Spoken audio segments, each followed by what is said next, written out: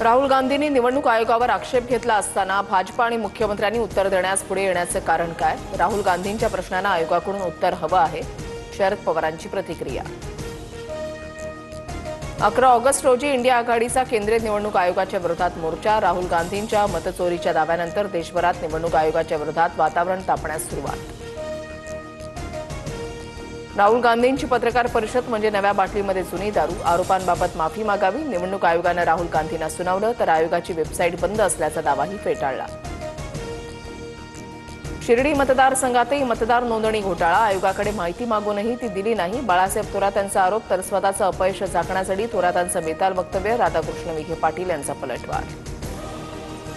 ठाकरे मागे बसले होते हा चर्चेचा विषय कसा होऊ शकतो? ठाकरेंच्या फोटोवरून विनाकारण राजकारण. प्रेझेंटेशन सुरू होतं म्हणून ठाकरे मागे बसले होते. शरद पवारांकडून स्पष्ट. ठाकरे बंधू एकत्र येण्याबाबत इंडियामध्ये कोणालाही आक्षेप नाही. मविया ही विधानसभा निवडणुकीसाठी तयार झाली. मुंबईमध्ये मवियाशिवाय ठाकरे बंधू एकत्र लढू शकतात याचे संजय राऊतांकडून संकेत. दोन्ही ठाकरे बंधू एकत्र आल्यास आम्हाला आनंदच. काँग्रेस योग्य वेळी निर्णय घेईल. प्रथम दोन्ही भाऊ एकत्र येऊ द्या. काँग्रेसच्या विजय वडेट्टीवारांकडून भूमिका स्पष्ट. ठाकरेंचे आमदार सुनील शिंदेंच्या मुलानं महिलेला धक्काबुक्की केल्याचा आरोप. वरळीतील शिंदेंच्या शिवसेनेच्या महिला शाखा प्रमुखांची सिद्धेश शिंदेंच्या विरोधात तक्रार. काल वरळी कोळीवाड्यामध्ये एकनाथ शिंदे आणि आदित्य ठाकरे आमने सामने.